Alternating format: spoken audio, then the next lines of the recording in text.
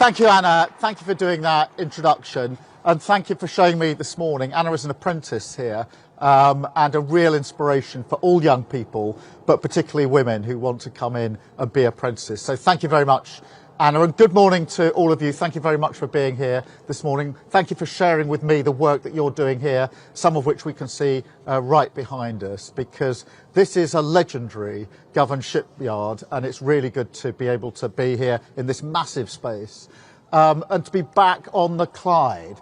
And as you may have seen, a couple of months ago, just after dawn on a drizzly morning, if you can believe it, I took a boat out onto the Firth to meet one of our Vanguard's class submarines as it came back off patrol.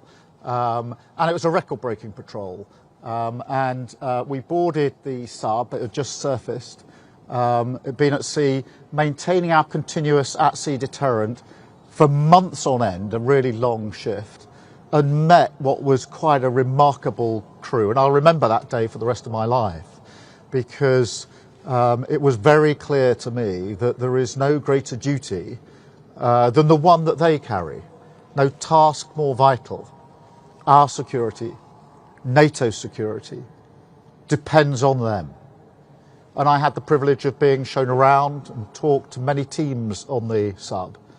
Saw them rushing to their battle stations to conduct a firing drill. And wherever I went on the sub, whichever team I was talking to, from the engineers, the cooks, the navigators, over and over again, there was a sort of unofficial motto that they told me, their motto: nothing works unless we all work together. And in this moment of danger and threat for our country, that is the spirit that we need.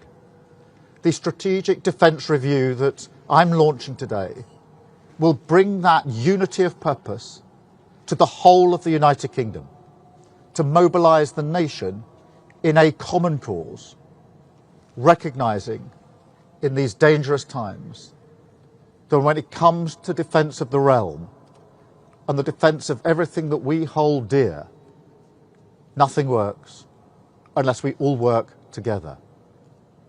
From every man and woman serving in uniform, to the workers building the next generation of subs in Barrow, from the brilliant workers and apprentices right here in Govan, building the new Type 26 frigates, like the two that you can see being built right behind me, to our tech experts, our scientists, our engineers, who are pioneering battlefield innovations and cyber defences. Every part of society, every citizen of this country has a role to play, because we have to recognise that things have changed. In the world of today, the front line, if you like, is here. The threat we now face is more serious, more immediate, and more unpredictable than at any time since the Cold War. We face war in Europe, new nuclear risks, daily cyber attacks, growing Russian aggression in our waters, menacing our skies, their reckless actions driving up the cost of living here at home, creating economic pain and hitting working people the hardest. A new era in the threats that we face demands a new era for defence and security, not just to survive in this new world, but to lead. We will never gamble with our national security. Instead, we will act in the national interest. And that's why I place national security at the heart of our plan for change. That's why I launched this strategic defence review within days of becoming Prime Minister. And now it has delivered. And I want to thank the reviewers, especially Lord Robertson, who is with us today. Thank you so much for your work and the work of the other reviewers. What you've delivered is a blueprint to make Britain safer and stronger. A battle-ready, armour-clad nation with the strongest alliances and the most advanced capabilities equipped for the decades to come.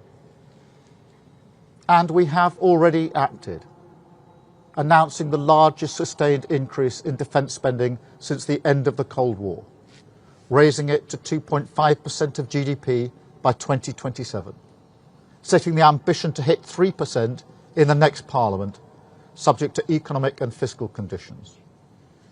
And today, following through on this review, I want to set out 3 fundamental changes that we're going to deliver.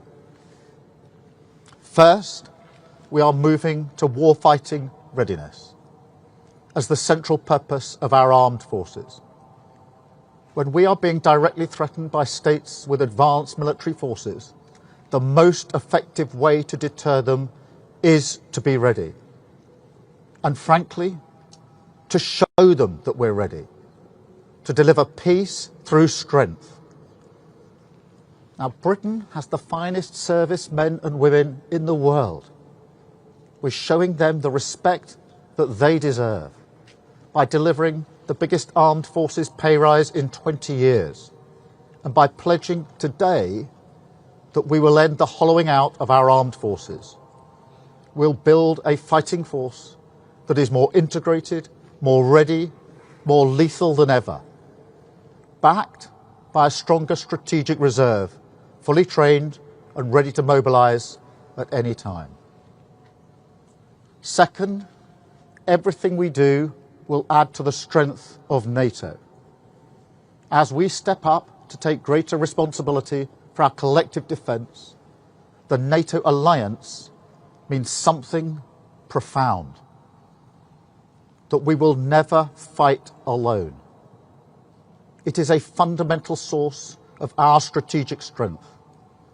That's why our defence policy will always be NATO first, something that's written through this review.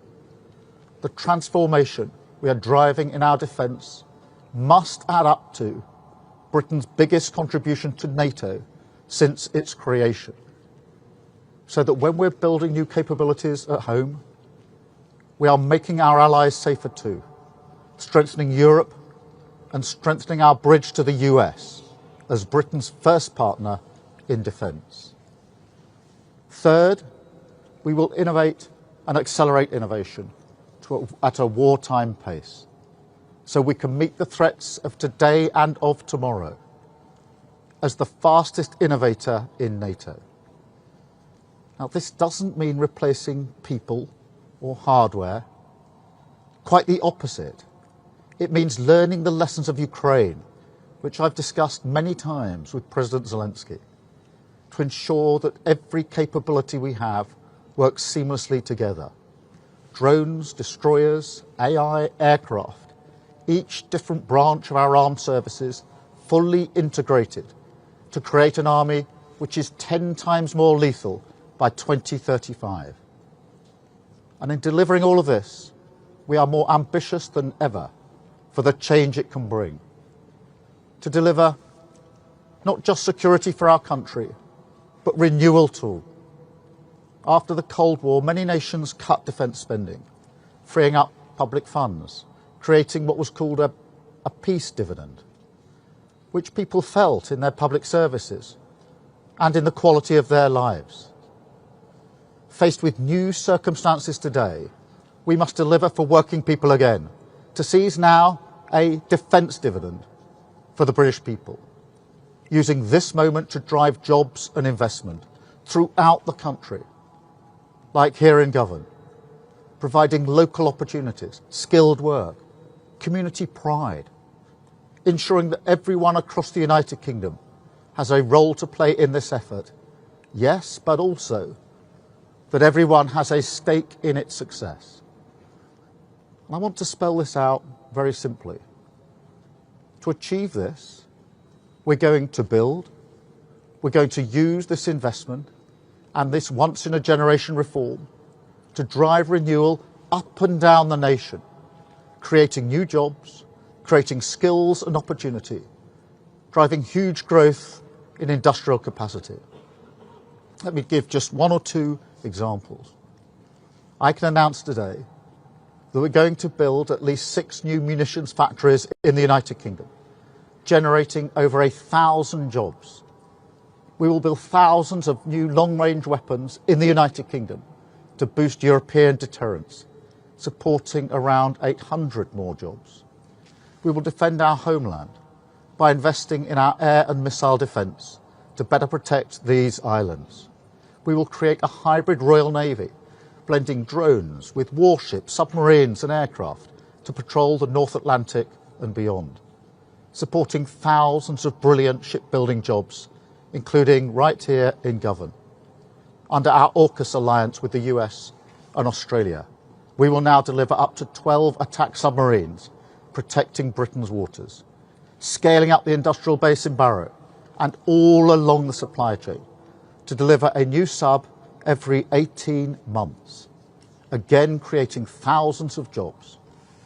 We will also invest in world-leading drone capabilities and battlefield technology, in better kit for our warriors abroad, and better housing for them and their families at home.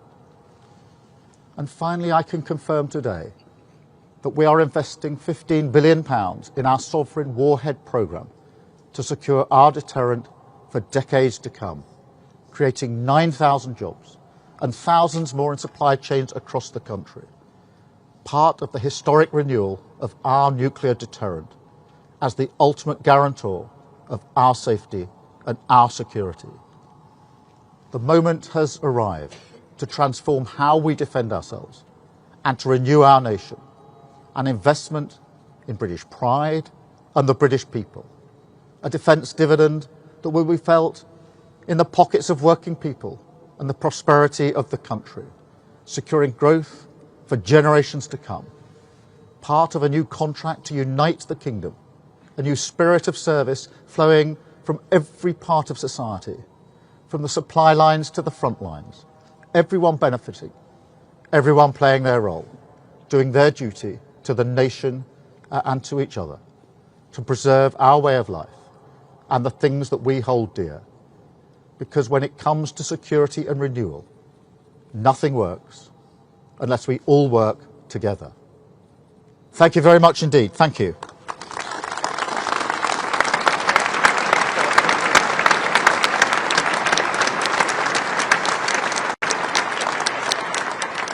I'm now going to take some questions from the media, and then I'll have the opportunity, I hope, to speak to some of you.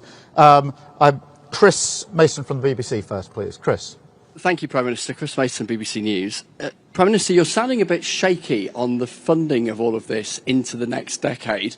Can you unequivocally say today that this will definitely be delivered? Look into people's eyes and say, yes, this will be delivered. Yes, I can, and I'll tell you for why. Because when we set the terms of reference for this review, we set it on the premise that we would be spending 2.5% of GDP on our defence. Obviously, since then, what we've done is then put the date on that, 2027, 2028, the highest sustained increase in defence spending since the Cold War. A date I think that was earlier than some people thought it would be, but also set out that ambition to hit 3% in the next Parliament. So I'm 100% confident that this can be delivered because that was baked in from the very start of the review. It's one of the first conversations we had with the reviewers, because what I wanted was to meet the new threats, the new instability, with a plan that matched our capability with the risk that we face as a nation. That was the purpose of the review. I'm very pleased and grateful to the reviewers that that's what's being delivered today. Thank you very much. Beth Rigby from Sky. Thank you. Thank you, Beth Rigby, Sky News. Prime Minister, Attlee was the Labour PM credited with creating the welfare state. You're the Labour PM that wants to create or be known for creating a warfare state, but you're not putting your money where your mouth is. NATO says members should commit 3.5% of GDP to defence spending by 2032, and you are not even committing 3% in the next Parliament, an ambition, but you are not committing it. To govern is to choose. What is your choice? Is it properly funding defence, or is it cutting, reversing winter fuel cuts, or is it lifting the two-child benefit cap? What's the choice? And if I may, on Gaza, I asked you a couple of weeks ago whether you thought you were doing enough. You said the situation was intolerable. The situation continues. Is there any concrete action you now think the UK needs to take? Thank you. Beth, let's start with Attlee. because he led a proud Labour government that was one of the founding members of NATO. And NATO, in the intervening 80 years, has been the most successful alliance in the world in terms of preserving peace. And so Attlee was at the very start of that's one of the proudest things in our Labour history. So I stand here in that tradition, conscious that my job is not to reflect on the 80 years that NATO has kept the peace, but to make sure that NATO also keeps the peace for decades to come. And that is my responsibility, just as it was Attlee's responsibility in the first place, to have a government that was far-sighted enough to create NATO in the first place. Our commitment to NATO is huge in terms of the contribution we already make. As you know, we commit our nuclear capability to NATO for all of our allies and other capability. And we will have at the heart of this review a NATO-first approach. Of course, there are discussions about what the contribution should be going into the NATO conference in 2 or 3 weeks' time. But that conference is much more about what sort of NATO will be capable of being as effective in the future as it's been in the last 80 years. And that's a vital conversation that we do need to have, and we're right at the heart of that. In relation to Gaza, look, the situation is intolerable in Gaza and getting worse by the day, which is why we are working with allies to be clear in saying it's intolerable, to be absolutely clear that there needs to be a ceasefire, to be absolutely clear that humanitarian aid needs to get in at speed and at volumes that it is not getting in at the moment. It's causing absolute devastation. And of course, to continue our work to secure the release of hostages who've been held for a very, very long time. We're working closely with allies on that and we'll continue to do so. Thank you very much, Beth. Can I go to Carl at ITV? Carl. Thank you, Prime Minister. The authors of this review say you've got to spend 3% of GDP on defence to be able to afford what's in it. Are you committed to spending what you need to deliver everything that's in this review, or is it just an ambition? No, we are committed to spending what we need to deliver this review. That's the basis on which the terms of reference were set, and that's the terms on which the review was published. And everything that can be done will be done within the spending envelope that we have. On the question of 2.5%, when we won the general election in 2024 last year, we said we'd do 2.5% within this Parliament. As the circumstances dictated, we then brought that forward to 2027. So you can see the way I work, which is being clarity about what we want to achieve, putting in the date when we know exactly how we can achieve it, the same with the 3%. That is what we want to achieve because of the different world that we live in, but I'm not going to put arbitrary dates on that percentage. We will do that as we did with 2.5 in a work-through way to deliver the capability that we need under this review. Thank you very much, Carl. Catherine from GB News. Catherine Forster, GB News. There are warnings from Germany that Russia could invade a NATO ally as soon as in the next 4 years. You haven't even committed to get to 3% in the next 9 years. Lord Richard Dannett this morning said that this is simply not going to cut the mustard. One of your favourite phrases, going further and faster. Shouldn't you be going further and faster on this now? And linked to that, part of keeping British people safe is border security. You scrapped the Rwanda deterrent. You promised to smash the gangs who are clearly running rings around us. Crossings are up 42% this year compared to last. Aren't you failing to keep us safe in the English Channel? Well, let's start with the question of Ukraine, because I think it's fair to say that the UK has been a steadfast ally of Ukraine since the very beginning of this conflict and continues to play a central part. And I'm very proud of the support that we give to Ukraine and very alert to the continued threat from Russia, whether that's continuing in Ukraine or the wider threat. And as I mentioned in my speech, don't forget that Russia is already menacing our skies and our waters and cyber attacks. So this is a real threat that we are dealing with. I believe that the best way to deter conflict is to prepare for it, which is why we commissioned this report, this review, and why we will now act on this review. Going further and faster in what we're doing, which we have already done with pushing up defence spend to 2.5% by 2027. That wasn't in the manifesto of any of the parties going into the election, by the way. That is a commitment we've made since we've been in government, we will keep to, and that is the mindset. But also a mindset change, that this must produce the defence dividend in the jobs and the opportunities here in the United Kingdom as we spend more money. In relation to border security, I want to be really clear, nobody should be making that journey across the channel, and it's our duty to make sure that we ensure that they don't. We are working very closely with our counterparts in France and elsewhere to take further action in northern France, and of course we are giving enhanced powers to our own law enforcement through the Borders Bill, which is currently going through Parliament.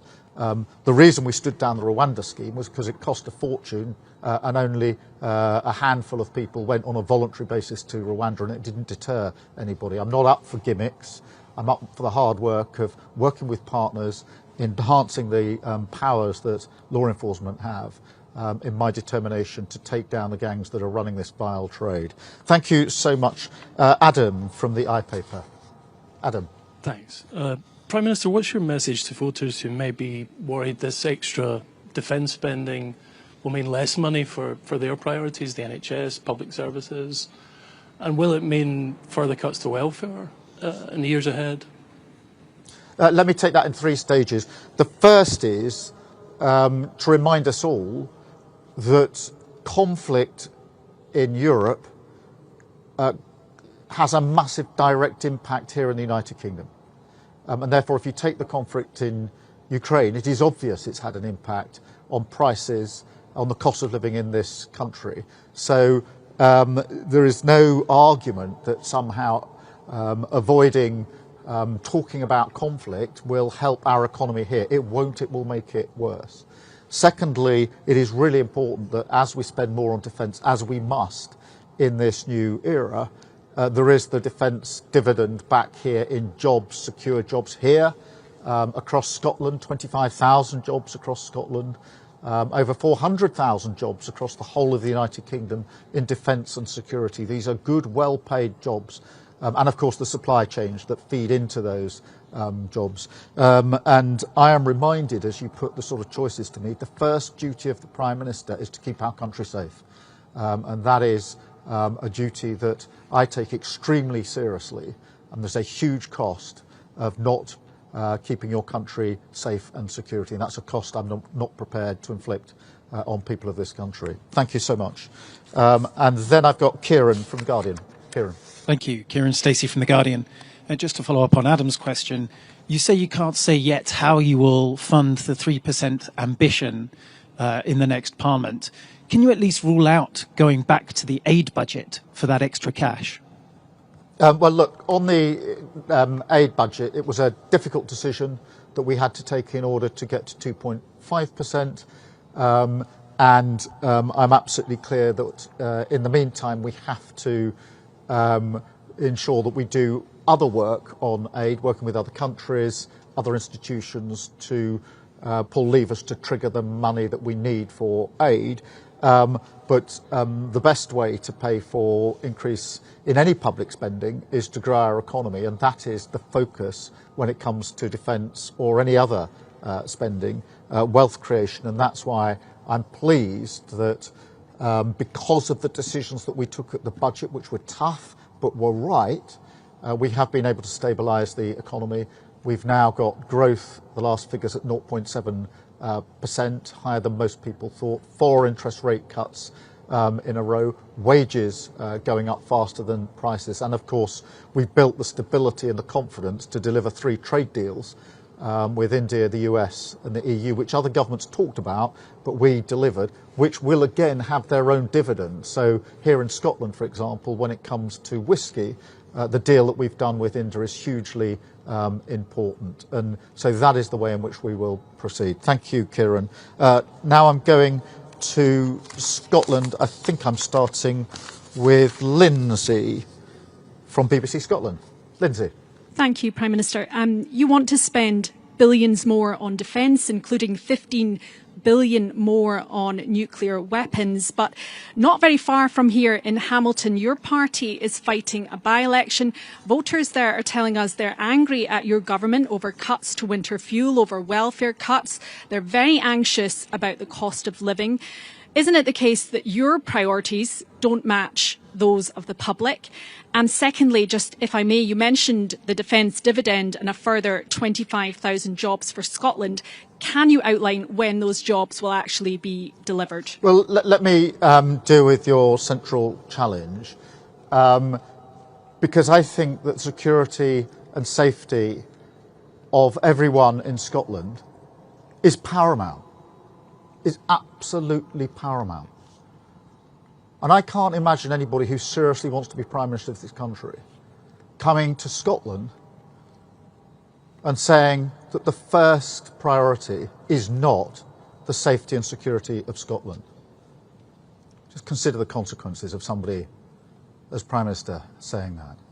And remind ourselves that at this time of renewed threat and instability across Europe, the SNP's position is to get rid of our nuclear deterrent, the single most important part of our capability that has kept Scotland and the United Kingdom safe for many, many years.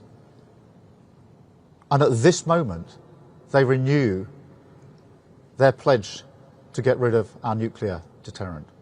Imagine the effect that would have on the safety and security of the United Kingdom and of Scotland. And then go to Reform, who want to spend tens of billions of pounds, but won't say where the money's coming from. Completely unfunded, uncosted. That is what Liz Truss did. That's what blew up the economy. That's what led to the infliction of harm on working people in Scotland, whether it's their mortgage, their prices. I'm not prepared ever to let that be inflicted on Scotland ever again. And that's why I'm absolutely clear in my priorities, which is the safety and security of everybody in Scotland, and making sure that we never have the prospect in Scotland again of a Westminster government that blows up their finances. Thank you very much. I've got Paris from STV. Prime Minister, if you're so confident of the case you just made, why aren't you going to Hamilton to make that case directly to those voters? Is it because you're afraid that you'll lose to parties that, as you say, don't support nuclear weapons? Well, my firm belief is only Labour can beat the SNP in Hamilton.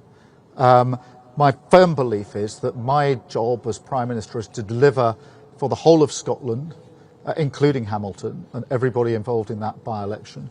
And that is what we have been doing every day of this Labour government, whether it's the biggest settlement for Scotland under the budget since devolution, a huge settlement, whether it's the increase in wages in Scotland, or the delivery of more jobs in defence and security. And I'm sorry I didn't do the second half of the question, so I'll try and tie it together, because Scotland has a proud tradition and incredible skilled workforce when it comes to jobs in security and defence.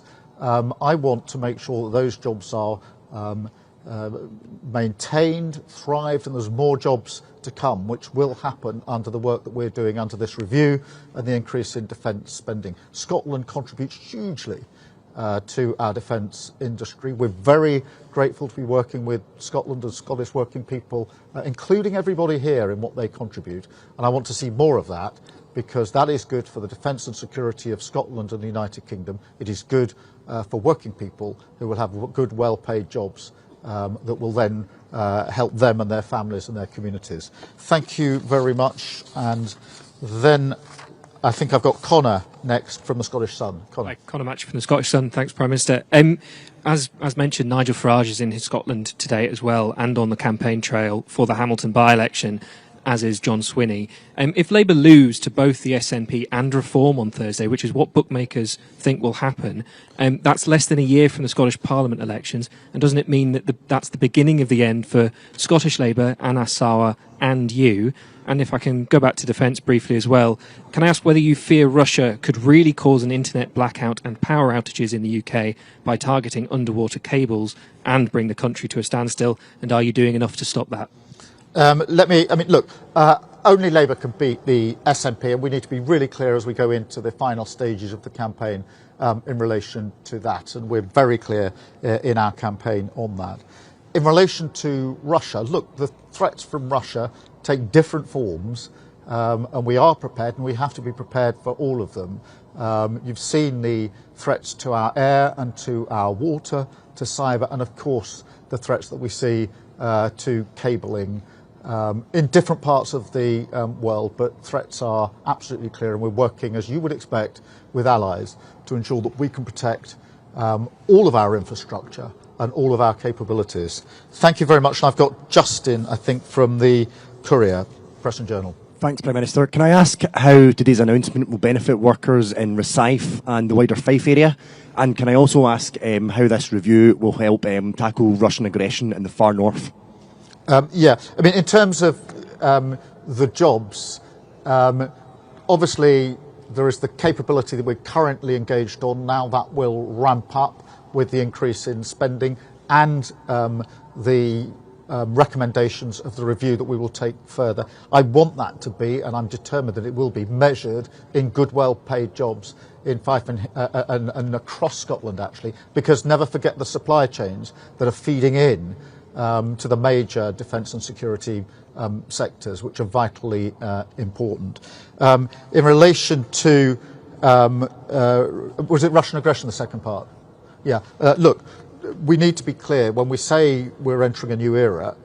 The level of threat and the instability is of a different order than all of us have experienced for quite some time now, and that is why I asked for this review to be done, which is I need an assessment of the threats that we face as they are now and as we think they're going to be over the next 5 or 10 years, and our current capability to ensure that our capability meets the threats that we face. And that's what I'm very pleased that this review has delivered today. Our job now is to take that on and to deliver it alongside our long-standing commitment to our NATO allies. Thank you all very much indeed. Thank you all for listening to me. Thank you for giving up your time. But most importantly, thank you for the work that you are doing here, because as I've said to many, including those on the subs, on the frigates, etc., they can't do what they do if it wasn't for what you're doing here. All the skill that you put in here, which is incredible professionalism, is vital, because they need to know that they've got the best kit, the best equipment, and they need to know, as you know, that you're standing behind them on the front line. So thank you from me for that. Thank you, because they would want me to say thank you, for all those on the front line who know that you're standing with them. It means a huge amount to them, and I've seen for myself just how important it is. This is high-skilled, really important professional work, but it is also the defence and security of our people, and I just want to say thank you to all of you for the part that you play in that. I'm very proud of what you do, and I think you should be proud of what you do too. Thank you very much. Thank you.